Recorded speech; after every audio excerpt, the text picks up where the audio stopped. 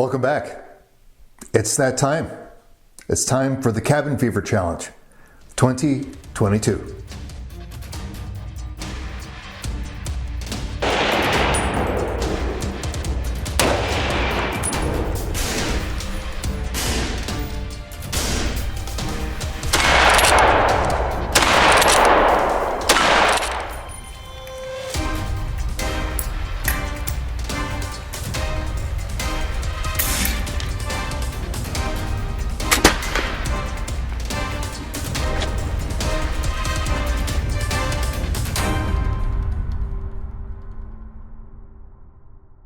So what is the Cabin Fever Challenge? Cabin Fever Challenge is an online shooting competition. You can choose to enter or not. And if you do choose to enter the competition, well, there's some rules. So the purpose of this video, is the introductory video, is to basically do a flight over the rules so that everybody's on the same page. And if you have any questions or anything to that effect, we have a Facebook group and a website with all of the information that you'll need in order to enter and compete in the competition. So the Cabin Fever Challenge is a celebration of our ancestors. And the one thing we can share with them is the skill achieved through marksmanship. It's all about musketry. It's all about the art of musketry, the art of marksmanship. So some introductions and considerations before we kind of get into the meat and potatoes of the rules. Is number one is safety. Is if you don't have the skills and drills or the familiarity or the experience to shoot a firearm safely, then don't enter this competition. Get yourself a mentor, somebody who can teach you the skills and drills so that you can eventually enter into this competition and challenge it. And we call it a competition, but essentially all it really is an opportunity for you to challenge yourself. There will be a process of nominating people as we go through if you challenge the competition, you'll be allowed to nominate people to challenge it as well. But unless they also have the skills and drills to do it, don't nominate them. Unless you're an experienced person that can actually mentor them and train them and bring them up to snuff yourself as a responsible adult. The competition opens January 1st and it ends March 31st, 2022. Now, the reason for a 3-month period is for many different reasons. One, for example, would be is that, geez, you know what, I'm not quite sure which rifle I would use, and I haven't shot it for a while. I'm not exactly sure where it's zeroed. You know, I need to get myself back in shape for getting in shooting shape, as they say. We give people like a 3-month window in order to kind of get this done, so they can bring themselves, make sure the rifles are properly zeroed where they would like to have them. And so that just makes sense. So we did meet the other division leaders and discuss the competition, and we want to maintain a 3-month window of opportunity. Centerfire cartridge, muzzle-loading rifles, and 22 rimfire rifles can enter.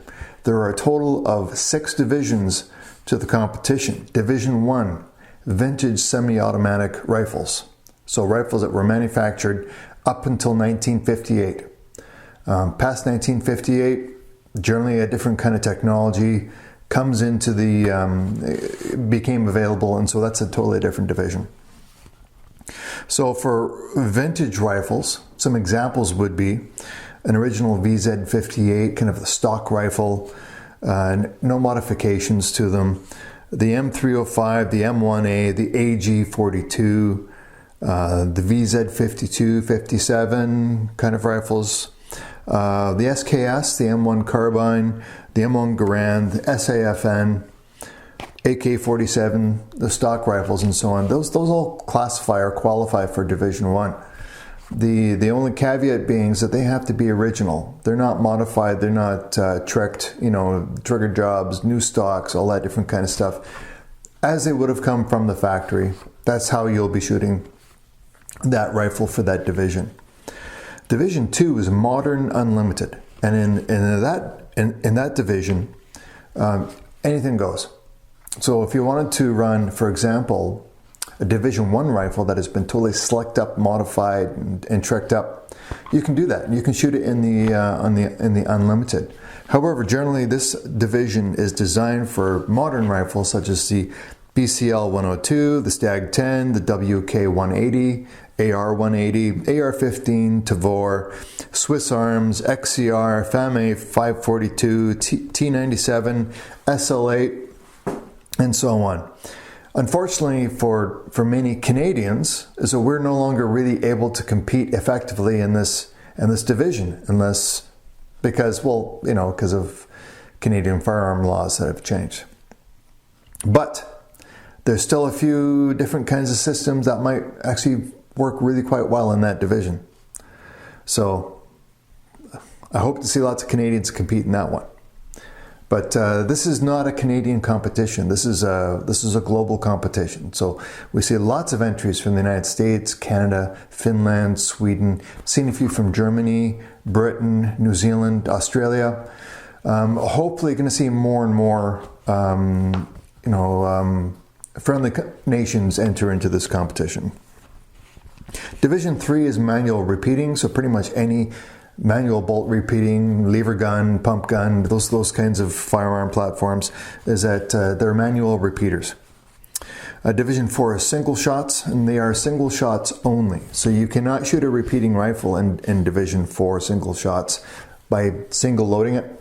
It has to be functionally a single shot rifle. Division 5 muzzleloaders. So these are muzzleloaders only, and so that should be fairly straightforward. Doesn't matter if it's a cap lock or a flintlock or a matchlock, they're muzzleloaders. Division 6, the new division for 2022, is rimfire, 22 rimfire, and that is unlimited. So any 22 rimfire rifle can enter.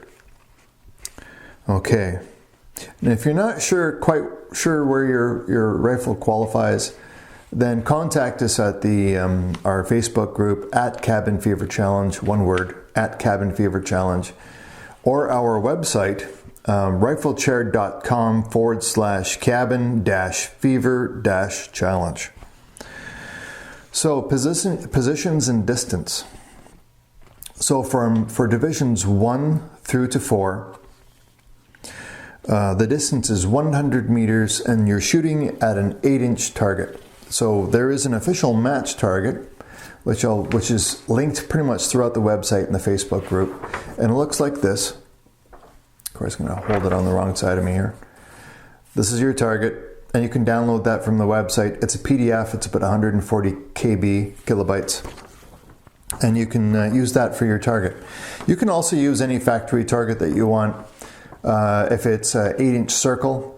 And so all we need from you is, if you're not going to use our provided target, which make sure if you print it, you have scaling off so that it prints a true 8-inch target. And but if you're going to use a factory target, just give us a picture of your target when you're done, so that we know with a ruler that it is actually 8 inches across. We have had people that have entered with targets that are like 12 inches across, and they're counting their strikes. So we need to know that that's an 8-inch circle. Okay. And for divisions 1 to 4, you'll be engaging that target 100 meters away or 100 yards away. That's fine. It's only a 1 or 2 meters difference. The difference being for muzzleloaders is that you'll be shooting at the same 8-inch target, but it'll be only 50 meters away. And instead of firing 20 shots, you'll only be firing 4 shots. And I'll get into that later. The other target, which is new for this year, as we said previously, is 22 rimfire. And you will be shooting at, and this is also provided on the website, a 4-inch target 50 meters away for your 22 rimfire. Okay? Division 6, 22 rimfire. 4-inch target 50 meters away. Good. Yeah, we're really excited to have a new division, Division 6, on board this year for several different reasons, actually. One of them being the cost of ammunition is absolutely horrendous right now. And so maybe not everybody is thinking, geez, you know, I've only got so much of that ammunition. I want to preserve it or conserve it. And so, you know, then maybe a 22 rimfire is a good way for you to take part. Not everybody has a range that'll go out to 100 meters either. So this is a 50 meter target. So maybe even some indoor ranges are capable of that. I don't know. So the course of fire is, and plus Division 6 being a 22 rimfire is great for getting new shooters involved as well. Especially if you have younger shooters and you're a responsible adult, which is a requirement. We can't have children shooting this unless they're supervised by a responsible adult, an experienced adult. And so, but Division 6 is there. It's an opportunity for kids to maybe shoot a competition, develop some skills and drills and gain some experience, get some practice. Ammunition and reloading. So classes 1 to 6, with the exception of Division 5 muzzleloaders. The course of fire is 20 rounds, 5 rounds standing, 5 rounds kneeling, 5 rounds prone, 5 rounds sitting, in that order, with a mandatory 5-round reload in between each position. Yeah. So I mean, you're not running, you're not lifting giant weights and pushing and, you know, and going over an obstacle course or anything like that. You're literally standing in the same property as you would say, but we're engaging in positional shooting, all 4 positions: standing, kneeling, prone, sitting, in that order. It has to be in that order, just for consistency in the competition. It has to be. In Division 5, however, muzzleloaders, you're only shooting 1 round per position for a total of 4 rounds. Every other division is a total of 20 rounds. Scoring, time is calculated from the first shot fired to the last shot fired, so this will be timed. Now, you don't necessarily need to have a timer on you, because we can see on your video, because you'll be submitting a video. This is how you enter. You'll be submitting a video showing yourself shooting the course of fire. Later, you'll be showing us your target and walking us through the bullet strikes. And we'll get into scoring in a minute. But the way the scoring works is that for the number of strikes on target, you multiply that by 5. You divide by your time in seconds.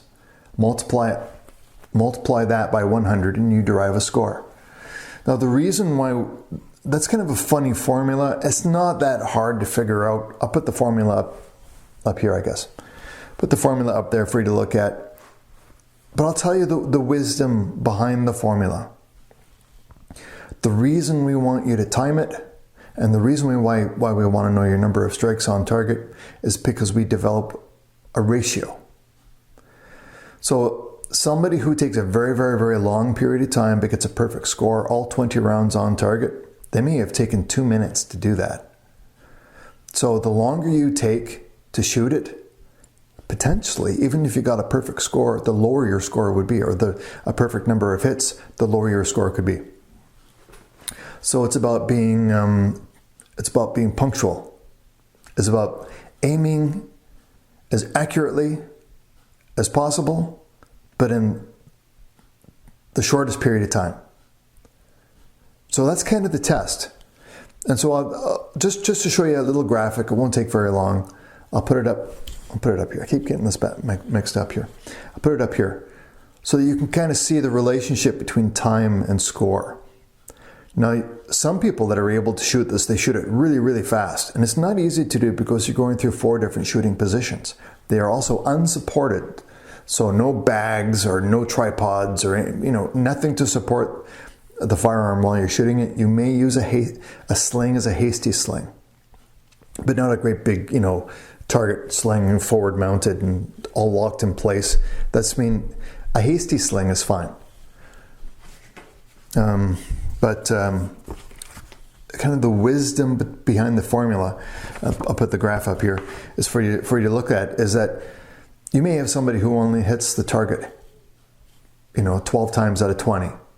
Okay, but they're shorter, or the smaller the denominator that is going to be dividing their number of hits times 5, the smaller the number and the seconds that you're dividing by, the better you are. So you can have somebody who's only hit the target 12 times beat somebody who hit it 20 times, but in less time. Okay, so that's kind of how it works. And there's kind of a balance. There's a zone that you want to try to arrive at.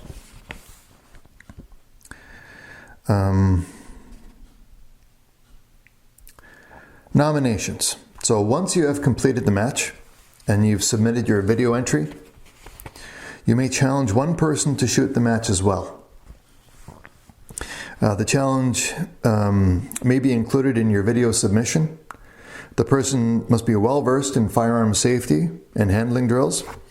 And please do not nominate somebody who does not possess the skills and drills to do it, potentially unsafely. Don't nominate somebody who doesn't have the skills and drills to do it, don't have the experience. But people they're already kind of used to being in competitions and shooting. Maybe they were in the military. Maybe they were in the law enforcement community. Maybe they're just an avid enthusiast. Then those are the kinds of people that we want to attract to the competition. It is okay to have kind of inexperienced people, so long as you're providing the coaching and providing a safe environment for them to compete in. So you're basically acting as a range safety officer. So safety first. People generally do not like being nominated in a video submission unless you've actually talked to them in advance. Say, hey, I'm thinking about doing this competition.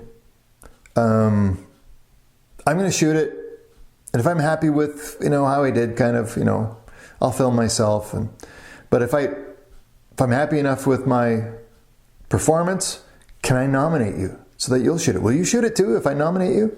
So can I ask them in advance so people that don't like being surprised. You know what I mean? So feel free to nominate people, but maybe talk to them first about it before you do it. Deadlines. The challenge opens January 1st, 2022 and closes at midnight, March 31st. So see our Facebook group at Cabin Fever Challenge and or our website. Just peruse, kind of see what's happened last year, the year before that. Look at how some of the other entries were, how it worked for them, kind of where the scores are for the winning circle, where the scores are for kind of the middle, and then the scores are from, developing shooters. The honor system is that this whole competition is based on honor, and that we trust that you're not going to cheat, and that we trust that your target is 100 meters away. I mean, we trust you. And overwhelmingly, people who are in the shooting community or the competition community are just unbelievably good, nice people. And so we've never had a problem with people cheating. Not really. You know what I mean? A mistake here, a mistake there. A few disqualifications, yes, because they didn't follow the rules or maybe made a mistake somewhere along the way. And so that happens. But when it comes to cheating, we don't really think that we've seen that. And if we do suspect that a shooter hasn't followed the rules, or maybe they're trying to pull one on us, the division leaders and myself, and I am the match director, will review the submission and make a decision. And we'll provide you with the rationale if we don't accept it. So, but all of this isn't possible without the honor system. And also, I pretty much said this before, but I'll repeat it, is that it's really, really important for you when you show us your target, is that it's crystal clear as to where the bullet strikes are. Like maybe even take a picture of it and send it with your submission and your email, just to be on the safe side. And also make sure you use a ruler. Factory targets, the provided target, and that's it. No handmade targets. that you've spray painted or using a marker, a jiffy marker, and scribbled all over around the boundary. We can't accept those. We have to be consistent. Submissions will be sent by email to cfcdivisions@gmail.com. All of this is written down in the rules. It's all available on the Facebook group. It's available on the website. Should be fairly easy. But include the following information with your email submission. Okay, include the following information. First of all, only send one submission per division. So don't shoot the competition with 3 different rifles in the same division and send 3 submissions. We'll reject all 3 of them. You can only have one competitor. You can only put 1 submission per division. And only, so I mean, even if you shot the competition twice, send 2 separate emails so they don't get lost. Okay, one of the challenges of having trying to administrate a competition like this is tracking scores.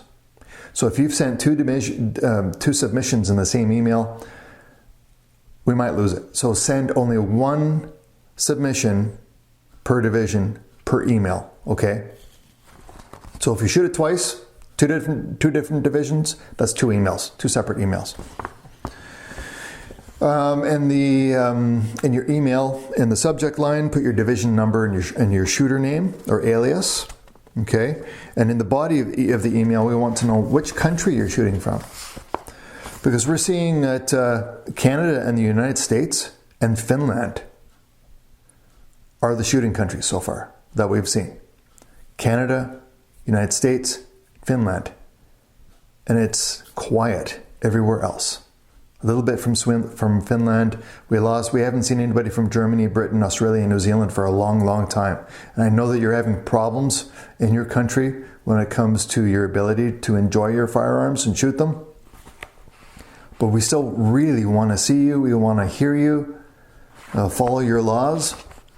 Well, we really want to see New Zealanders and British and, Scots and Wales, Irish. We want to see all of you. We want to see you. Tell us the country that you're shooting from. That will go in the. This is new for 2022. It's something that only Division 3 manual repeating rifles did. We recorded the nations and suddenly became popular. Hey, I'm from Finland. Make sure that goes into the scores. I don't blame you. So tell us the country you're shooting from. We need the video link address where the footage can be viewed and downloaded. And by submitting your scores and submitting your video, you're giving us permission to use your footage in what could be an awards video or a special mention. We want your name or your alias, and maybe help us out a little bit and help us with the pronunciation of your name, because a division leader may be giving you, awarding you a placement in the podium. So we want to be able to pronounce your name properly. So help us with that. If it's not to say that you have a funny name, but help us to pronounce it properly. Okay? We want to do that. We want to make sure we pronounce your name right. Tell us what division number you're competing in, your rifle, the caliber used, the time you shot it in, the number of strikes on target, and your score. So try to figure out the calculator. Everybody has a phone or a computer or a calculator. People should be able to do basic math. And if you have any message as part of your submission, include a message. But just make sure that your video can be downloaded by our division leaders. Now, there are apps that we can use in order to download content from YouTube and use that. So we may also use that, but you can also use Google Drive to share your video if you don't want the whole world to see it. And so that's fine. And using all the Google Maps with your Google account, it's just a great way of doing it. I mean, of sharing files, swapping files, huge files, 2 gigabyte files, no problem with the Google resources, online Google. Again, you may only submit 1 attempt per division. Make sure the video file can be downloaded. Use the appropriate targets. So, I mean, even though we provide you a target, we know that not everybody has a printer, and so you can use a commercial target. Just make sure you provide us with a measurement. And that's pretty much it. Responsibility. Submissions that demonstrate poor safety in handling drills will be automatically disqualified. We will not accept it. So, and it's really, really important, especially when, you're demonstrating positional shooting. That means you have to change your position while handling a firearm. So if you have terrible muzzle control, you have your arcs of fire downrange. Generally it's, a little bit to the left, a little bit to the right, but generally your muzzle should always be pointed at the target as you transition from one position to the other. Be cognizant of that, be mindful of that. So if we see muzzles pointing in different directions that they shouldn't be pointed at, you're disqualified. So be very, very mindful of that. Or if you're just being goofy and, whatnot, if you're demonstrating poor safety in handling drills, we will disqualify you. Now, the end result of all of this, at the end of March 2022, there will be an awards video. Some of you are going to be in it. We're going to show your footage. And the reason why we want people to see you and to know your scores is because you've demonstrated excellence. And that should be celebrated. You've demonstrated excellent marksmanship. You have a firm control handle of the art of musketry. And it is a dying art form. It is. There's not more people shooting, there's less people shooting. So, even though it's a very, very popular sport, we want to see your footage. We want to see you shooting. What you're doing is you're demonstrating good skills, good skill sets. Because you're filming yourself shooting it. We get to see you do it. And developing shooters, aspiring shooters, we want to see your example. Because we are probably going to try to emulate what you do. So you're teaching us. So we want high caliber, no pun intended, shooters, marksmen out there shooting these competitions so that we can enjoy watching you shoot. However, because it is still kind of a competition, the awards video has a tendency to have a little bit of ribbing in it. It's all in good fun. It's all humor, okay? So if you don't have a sense of humor and you take yourself way too seriously, maybe you get involved, but don't be offended if we rib at you just a little bit because you won. All right? We're not trying to offend anyone. We're just trying to have a little bit of fun. And if you've ever been to a shooting competition, there's always a bit of ribbing going on, especially for the shooters that did well. And it's kind of a masculine thing. Maybe it's no, that's not, because I've seen females do it too. Is they give you a hard time because they like you. They like you and they respect you because you just shot an amazing set. And to show that we respect you for it, we're going to give you a little bit of a ribbing. So don't be surprised if that happens in the awards video. It's not about offending people. It's about respecting people. And if you feel like you've been disrespected and offended, well, maybe don't enter our competition. Anyhow, this is supposed to be about fun. So let's go out and have some fun. And let's make it safe.